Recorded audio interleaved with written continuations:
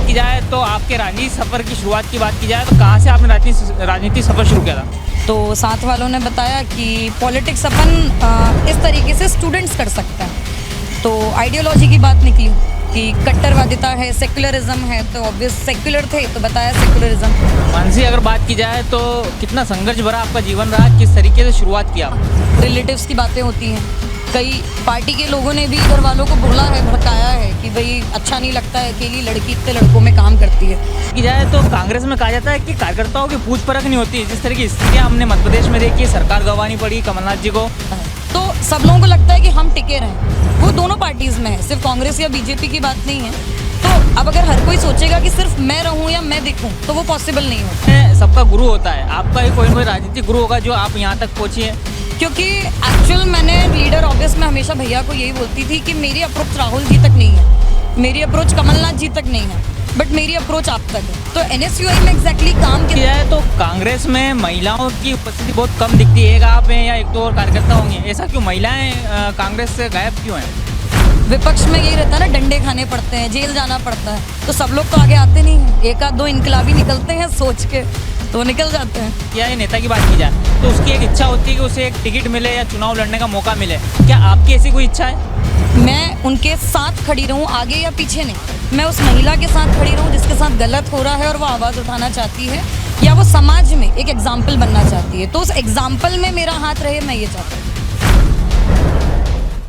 नमस्कार दोस्तों, मैं हूं नवीन पाटीदार और आप देख रहे हैं वॉइस ऑफ MP का खास कार्यक्रम फेस टू फेस में लगातार युवाओं से हम संवाद कर रहे हैं और ये जानने की कोशिश कर रहे हैं कि राजनीतिक सफ़र कहां से शुरू किया और कितनी संघर्षों के बीच उन्होंने राजनीतिक सफ़र शुरू किया।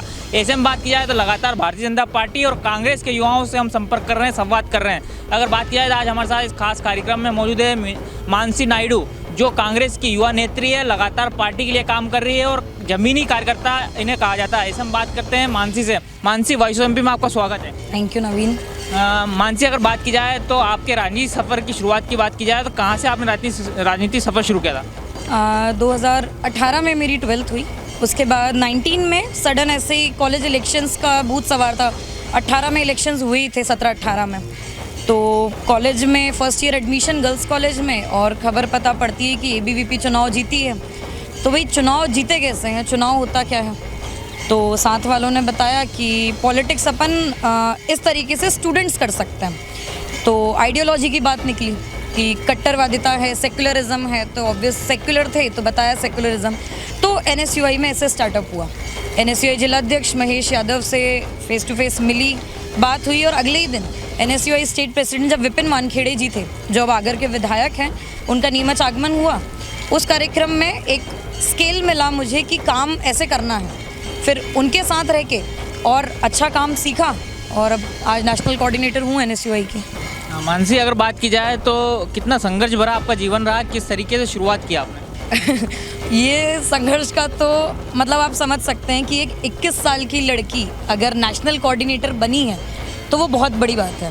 भोपाल जाना, दिल्ली जाना, अब मेरी फैमिली में जैसे मैं अकेली बड़ी हूँ बेटी में, भाई कोई है नहीं, तो सारी चीज़ें एडजस्ट करते हुए, घर के काम देखते हुए, घर वालों को देखते हुए भोपाल जाके वहाँ प्रोटेस्ट में लेना, गिरफ्तारी देना, नीमच में इतने दंगों में रहना, रिलेटिव्स की बातें होती हैं, कई पार्टी के लोगों ने भी घर वालों को बोला है, भड़काया है कि भाई अच्छा नहीं लगता है, अकेली लड़की इतने लड़कों में काम करती है। फैमिली का सपोर्ट हमेशा से रहा, मेन बॉडी के भी काफ़ी लोग हैं जिनका सपोर्ट रहा और आज इस लेवल पे मैं हूँ। मानसी, अगर आपकी शिक्षा की बात की जाए, एजुकेशन की बात की जाए तो कहाँ से किस तरीके से शुरुआत की और अभी हाल ही में कौन सी पढ़ाई आप कर रहे हैं? फर्स्ट नर्सरी टू 5th मेरा आइडियल पब्लिक स्कूल में रहा जो विकास नगर में है। उसके बाद यूनाइटेड अल्फा से मैंने 12th तक करा अपना एजुकेशन। उसके बाद गर्ल्स कॉलेज में फर्स्ट ईयर किया था। देन फिर मैंने ड्रॉप लेके वापस मैं PG कॉलेज में आई, BA कंटिन्यू कर रही हूँ। और BA के साथ साथ अभी IGNOU से मैं सर्टिफिकेशन कोर्स कर रही हूँ ह्यूमन राइट्स में, और उसके साथ एक डिप्लोमा कंटेंट राइटिंग और न्यूज़ एडिटिंग में। तो ये सब एडिशनल में चल रहा है मेरा, और इसके फर्दर में MA करना है इंग्लिश लिटरेचर में और बुक लिखनी है खुद की। मानसी, अगर बात की जाए तो कांग्रेस में कहा जाता है कि कार्यकर्ताओं की पूछ परख नहीं होती। जिस तरह की स्थितियां हमने मध्य प्रदेश में देखी, सरकार गंवानी पड़ी कमलनाथ जी को, तो क्या मानते हैं कि कितना संघर्ष होता है और कहा जाता है कि जगह नहीं मिलती युवाओं को, नेताओं को, तो क्या कहेंगे ऐसे लेकर? नहीं, एक्चुअल ऐसा नहीं है कि जगह नहीं मिलती, आप काम करेंगे तो आपको प्लेटफॉर्म मिलता है। कार्यकर्ताओं की पूछ परख नहीं होती। अब देखिए, हर क्षेत्र में एक विधायक है, विधायक के साथ के लोग हैं, डिस्ट्रिक्ट कमेटी बनती है, हर बार नए जिला कमेटी का गठन होता है, तो सब लोगों को लगता है कि हम टिके रहें। वो दोनों पार्टीज़ में है, सिर्फ कांग्रेस या बीजेपी की बात नहीं है। तो अब अगर हर कोई सोचेगा कि सिर्फ मैं रहूं या मैं दिखूं, तो वो पॉसिबल नहीं होता। आप इम्प्रोवाइज़ कीजिए अपने काम में, आप क्यों नहीं दिखेंगे। मानसी, अगर बात की जाए, कहा जाता है राजनीति में सबका गुरु होता है, आपका ही कोई ना कोई राजनीतिक गुरु होगा जो आप यहाँ तक पहुँची है। बिल्कुल, इसके लिए मैं directly NSUI state president Vipin Wankhede की बात करूँगी, क्योंकि एक्चुअल मैंने लीडर ऑब्वियस में हमेशा भैया को यही बोलती थी कि मेरी अप्रोच राहुल जी तक नहीं है, मेरी अप्रोच कमलनाथ जी तक नहीं है, बट मेरी अप्रोच आप तक है। तो NSUI में एग्जैक्टली काम कैसे करना है मैंने विपिन वानखेड़े से सीखा। और मेन पॉलिटिक्स अगर देखें तो मैं बाय हार्ट कमलनाथ जी की तरफ से हूँ, क्योंकि एक्चुअल उनका जो तरीका है पॉलिटिक्स का, इतना काम रह के उस लेवल पे इस तरीके की पॉलिटिक्स संभालना, गवर्नमेंट शायद काफ़ी पहले गिर जाती कांग्रेस की, जिस तरीके का माहौल बना था, पर उसको भी कमलनाथ जी ने बहुत अच्छे से हैंडल करते हुए, बट लास्ट में जब गद्दारी हुई पार्टी में तो वो भी कुछ नहीं कर पाए। तो कमलनाथ जी हैं, मेन विंग में सज्जन सिंह वर्मा जी हैं, इन लोगों के मतलब सानिध्य में काम करके जो स्ट्रगल मिला है, जैसे अभी जो नेशनल कोऑर्डिनेटर में बनी हूँ, उसके बाद जो मैंने चीज़ें सीखी हैं, तो उसके क्रेडिट मेन इन दो लीडर्स को जाता है। मानसी, अगर बात की जाए तो कांग्रेस में महिलाओं की उपस्थिति बहुत कम दिखती है। एक आप हैं या एक दो और कार्यकर्ता होंगे, ऐसा क्यों? महिलाएं कांग्रेस से गायब क्यों हैं? अब विपक्ष है, विपक्ष में यही रहता है ना, डंडे खाने पड़ते हैं, जेल जाना पड़ता है, तो सब लोग तो आगे आते नहीं हैं। एक आध दो इनकलाबी निकलते हैं सोच के, तो निकल जाते हैं। आप कितनी बार जेल गए, कितनी बार आपके ऊपर केस बने, कब कब आपके साथ ऐसी स्थितियाँ बनी?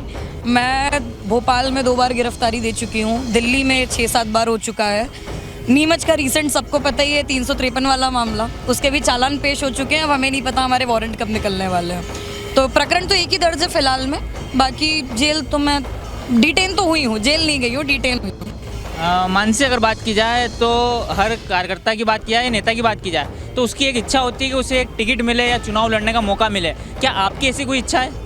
नहीं, मेरी टिकट या चुनाव की इच्छा नहीं है। मेरा मेन है कि जैसे अब आपने जो सवाल उठाया कि महिलाएं कम क्यों हैं, तो मेरा ये है कि हर वो महिला जो अपनी आवाज़ उठाना चाहती है, तो मैं उसकी आवाज़ बनूँ, मैं उनके साथ खड़ी रहूँ, आगे या पीछे नहीं। मैं उस महिला के साथ खड़ी रहूं जिसके साथ गलत हो रहा है और वो आवाज़ उठाना चाहती है, या वो समाज में एक एग्जाम्पल बनना चाहती है, तो उस एग्जाम्पल में मेरा हाथ रहे, मैं ये चाहती हूँ। तो इसलिए मेरा मेन मोटिव है पॉलिटिक्स का भी। ये जो हिंदू मुस्लिम वाली नफ़रत है, महिला पुरुष वाली नफ़रत है, जाति वाली नफ़रत है, इन सबको हटा के कोई महिला या लड़की आगे आना चाहती है समाज में, तो उसके लिए मैं खड़ी हूँ और मैं उसी के लिए राजनीति भी करना चाहती हूँ। मानसी, अगर बात किया है तो राजनीति आपको विरासत में मिली या फिर आपने शुरुआत की है एक इच्छा जाहिर करके क्या राजनीति में जाना चाहिए, या फिर विरासत में मिली है? ना, दूर दूर तक कोई नहीं है फैमिली में पॉलिटिक्स में।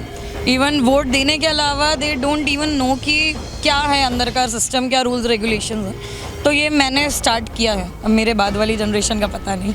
अगर बात की जाए तो पापा मम्मी क्या करते हैं, किस तरीके से आपका पारिवारिक बैकग्राउंड है, क्या है? बहुत नॉर्मल मिडिल क्लास फैमिली से हूँ मैं, मतलब एक्चुअली लोअर मिडिल क्लास बोलना चाहिए। पहले डैडी MP रोडवेज़ में थे, VRS हो गया सबको पता है। उसके बाद अभी एक प्राइवेट वीट मिल में मुनीम है पापा, और मम्मी एक प्राइवेट स्कूल में टीचर है प्राइमरी। तो ऐसा कुछ बहुत स्पेशल भी नहीं है फैमिली की तरफ से, नॉर्मल लोग हैं, नॉर्मल तरीके से रह रहे हैं। बस उनका भी ये है कि समाज में चेंजेस आने चाहिए, तो उस चेंज के लिए उन्होंने उनकी बेटी को वो जिम्मेदारी सौंप दी है कि आप चाहते हो इसलिए आप करो। तो मैं उसी चेंज के लिए मैं आज इस राजनीति में हूँ। यूथ को क्या मैसेज देना चाहिए, किस तरीके से राजनीतिक क्षेत्र में आना चाहिए, सामाजिक क्षेत्र में आना चाहिए और एक काम करना चाहिए और एक अपने परिवार का और अपना भी नाम करना चाहिए, किस तरह का मैसेज यूथ को देना चाहेंगे हमारे कार्यक्रम के तहत? मेरा यूथ के लिए बस यही है कि मंदिर, मस्जिद, मूर्ति, धर्म, जाति, इन सब से ऊपर उठ के आप एक चेंज लाने की बात कीजिए। अगर भगत सिंह ये देखते कि वो हिंदू है, वो मुस्लिम है, मैं उसके साथ नहीं करूँ, तो आज शायद अपन आज़ाद भी नहीं होते। अपन उन अंग्रेज़ों के तलवे में ही नीचे रहते अपन। तो यूथ अगर कुछ चेंज चाहता है सोसाइटी में, तो सबसे एक ही रिक्वेस्ट है मेरी कि ये सारी चीज़ें, जो पर्टिकुलर पार्टी का नाम नहीं लूँगी मैं, बट ये जो प्रोपेगेंडा भी फैल रहा है नफ़रत का, इसको हटा के इनकलाब को लाइए और इन चीज़ों को बदल के सोसाइटी के लिए स्टैंड लीजिए।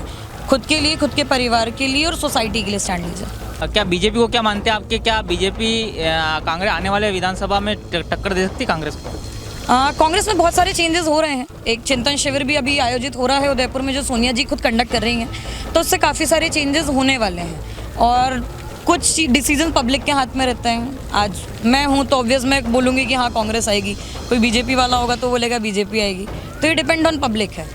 देश की क्या हालत हो गई है ये सब जानते हैं, मेरे बताने की बात नहीं है। और बीजेपी मेरे लिए विपक्ष है, वो विपक्ष ही रहेगा। अगर वो ये सोसाइटी कास्ट वाला एजेंडा छोड़ के अगर कोई बात करते हैं तो उस बारे में बाद में बात करेंगे।